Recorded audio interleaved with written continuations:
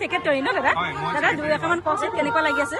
এই বছৰ মোক সেক্ৰেটাৰী বাৰ দায়িত্ব দিয়া হৈছে ৰাইজে আৰু খুব আদৰেৰে আমি খুব ৰাইজৰ ছাপোৰ্ট পাইছোঁ, প্ৰত্যেক বছৰে পাওঁ।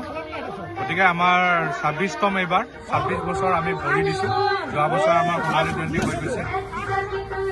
নগৰ, কৈলাশপুৰ, মানে কাহিলীপাৰা আৰু লখৰা, দক্ষিণ গাঁও তেনেকৈ এৰিয়াৰ পৰা মানুহ আহি পেলাই আমাৰ ইয়াতে মহা দ্বিতীয় শ্ৰী নৱগ্ৰহ যজ্ঞ কৰা হয় আৰু মানুহ খুবেই আহে, ৰাইজৰ ভাল ছাপোৰ্ট হয়। গতিকে আমি বছৰে বছৰে এনেকৈ কৰি যাম। সহায় সহযোগিতা বিনে আমি কামটো কৰিব নোৱাৰোঁ, গতিকে ৰাইজৰ সহায় সহযোগিতা লাগে। গতিকে ধৰ্মপ্ৰাণ ৰাইজ আহক আমাৰ ইয়াত। অকল আমি এই এৰিয়াৰ বুলিয়ে নহয়, আমি সমগ্ৰ মানৱ জাতিক আমি ইয়াৰ কাৰণে আদৰণি জনাওঁ। প্ৰত্যেকজন মানুহে আহিলে মানে আমাৰ ইয়াত আখতি দিব পাৰে। গতিকে চবৰ কাৰণে দৰজা খোলা আছে, আহক আমি সবে মিলি বিশ্ব শান্তিৰ কাৰণে একেলগে মিলি পেলাই আমি গোটেই মানৱ জাতিৰ কল্যাণৰ কাৰণে আমি একেলগে এই যজ্ঞবোৰ পাতিলে আমাৰ মানুহৰ প্ৰভাৱ পৰে। গতিকে বিশ্ব শান্তিৰ কাৰণে খুবেই নৱগ্ৰহ মহাযজ্ঞ খুব আৱশ্যক বুলি আমি ভাবোঁ। গতিকে প্ৰত্যেকজন ব্যক্তিকে যদি আমাৰ এটা টাইমত হয়, মাঘতে পৰে প্ৰায়। গতিকে মাঘ মাহত আমি কোনোবাই যদি আখতি দিব বিচাৰে বা কোনোবাই যদি মূৰ্তি দিব বিচাৰে নিজৰ মনৰ কামনা পূৰ্ণ কৰিবৰ কাৰণে, আৰু বহুত তেনেকুৱা আমাৰ উদাহৰণো আছে ইয়াত মনৰ কামনা পূৰ হয়। যিহেতু সেইটো কাৰণে আজি 26টা বছৰে আমি যেনেকৈ কৰি আছে বিভিন্ন ধৰণৰ ফল পাইছে।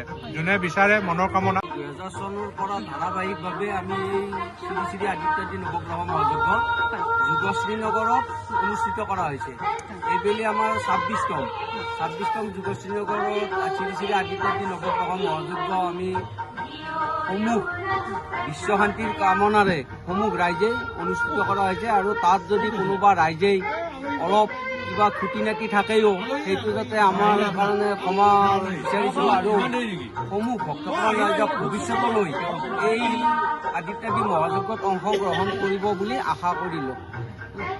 শ্ৰী শ্ৰী আদিত্যজী নৱগ্ৰহ মহাযজ্ঞ আমি 3 দিনীয়া কাৰ্যসূচীৰে অনুষ্ঠিত কৰিছিলোঁ।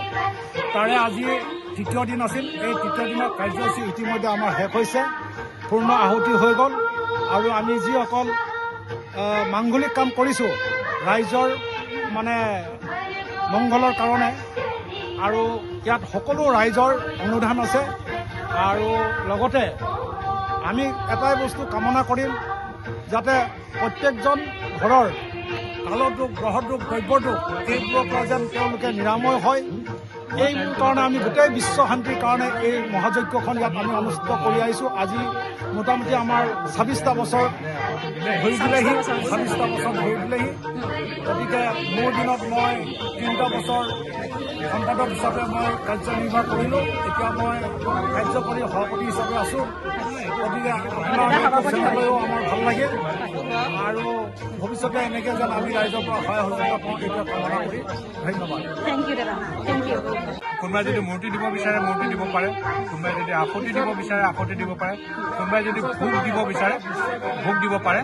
গতিকে আমি তাৰ কাৰণে আমাৰ কমিটিৰ লগত যোগাযোগ কৰি পেলাই কেনেকৈ কৰিব লাগে আমাৰ কমিটিয়ে তাৰ দিশা দিব, তাৰ পৰামৰ্শ দিব। সেইমতে কৰিলে প্ৰত্যেকজন ব্যক্তিয়ে সুফল পাব বুলি আমি আশাবাদী। থেংক ইউ দাদা।